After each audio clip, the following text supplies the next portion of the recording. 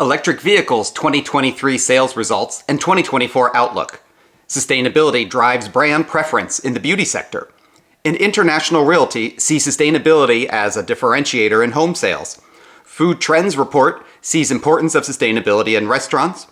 And a new partnership is formed to advance electric motorsports on land and at sea.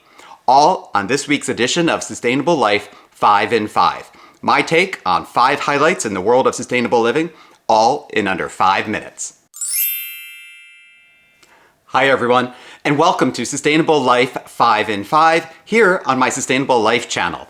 I'm Douglas Sabo, or at Green Living Doug, across the social media channels, and I'm really excited to have you back here today for episode 15 of my weekly take on 5 highlights from the world of sustainable living, all curated from the headlines of the week in the Sustainable Life blog, which you can find at www.greenlivingdoug.com. If you like content like this, please, as always, go ahead and like and subscribe.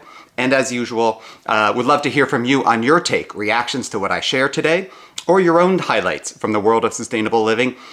Go ahead and share that down in the comments. So last week we returned from a hiatus with 5 highlights. This week we'll have, of course, our usual 5. Also, coming up in a couple weeks is the Green Biz 2024 annual event taking place in Scottsdale, Arizona. I look forward to bringing you more content from how sustainable living and that set of topics is going to show up at that event. So stay tuned for more. Okay, we're going to jump right into it much quicker today. This week, the Sustainable Life blog covered 5 different themes. We covered mobility and electric vehicles. We covered beauty and personal care, home and design, food with a specific focus on dining, as well as the world of sports and outdoors and the intersection with sustainability. So today's 5 highlights are curated from those 5 themes. As usual, let's see if we can get within 5 minutes. We're getting pretty good at it. I just jinxed myself, I'm sure, but let's go ahead and start the clock. Okay, first up, electric vehicle sales results and outlook. This was a piece focused on the results that Kelley Blue Book just put out around the 2023 sales estimates. This is focused on the US market. According to the report, a record 1.2 million EVs were sold in the US. That means it was about 7.6% of the total sales market in EVs, in vehicle sales in 2023. That's up from 5.9% in 2022. Q4 was actually 8.1% of US car sales were EVs, which is 40% growth year over year from Q4 the prior year. Sounds great, and it is. However, it is actually a slight slowdown from the growth others.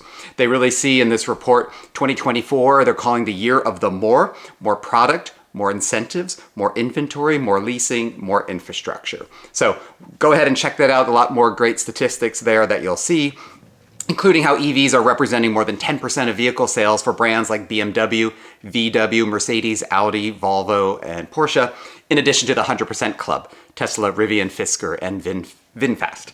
So go ahead, check that out. I chose it because of a lot of headlines of mixed results on sales.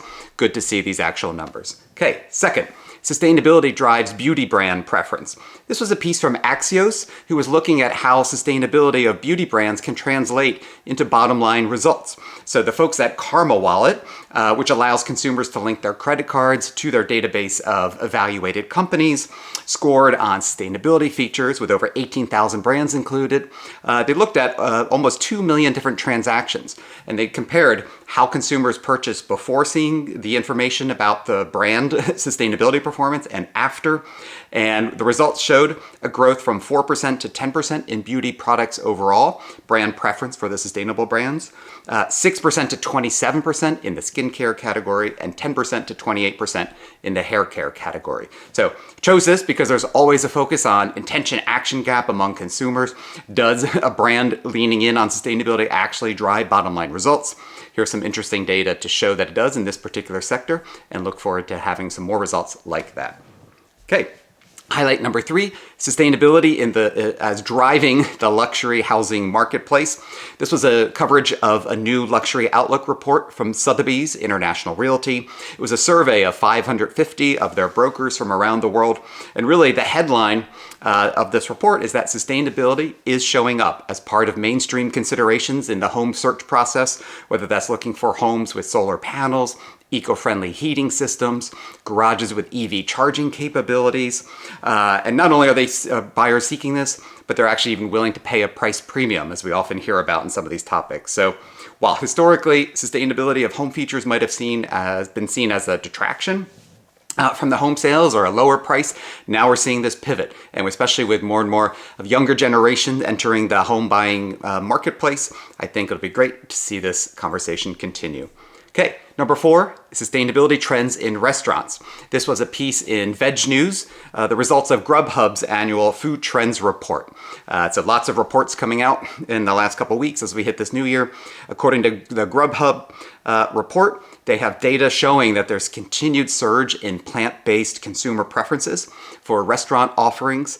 And GrubHub sees this as an opportunity for restaurants to really lean in on those, but not just in plant-based. It's about meat substitutes, alternative milks, plant-based cheese, dairy-free desserts, so a variety of plant-based offerings, but also consumers having preference for restaurants that source food locally, that offer sustainable packaging, especially with the rise of takeout and delivery, as well as addressing food waste. So the footprint of food is a notable part of a household footprint, and one that consumers really have a lot of choice over in terms of the restaurant choices and the food choices they make.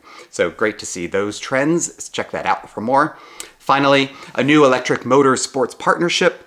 There was a coverage of the new Electric 360 partnership. This is Formula E in auto racing, Extreme E in off-road SUV racing, and the E1 powerboat racing, the first all-electric powerboat racing. So new partnership to advance not just sustainability and the growth of electric motorsports, but also how do we bring this through to the public through thought leadership events, STEM initiative, community apprenticeship programs.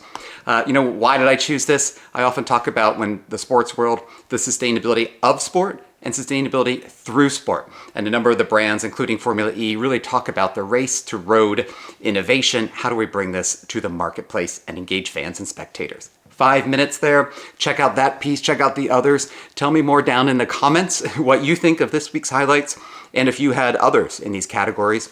This week, the Sustainable Life blog will turn to 5 different topics and themes, so stay tuned next week. Join us again to hear those 5 highlights, or follow along during the week at greenlivingdoug.com to get the highlights on a daily basis. And as always, if you like this content, go ahead and like and subscribe so that you'll be notified of new content when available. I'm Douglas Sabo, or at Green Living Doug, across the social media world. Thank you for joining, and I'll see you next time.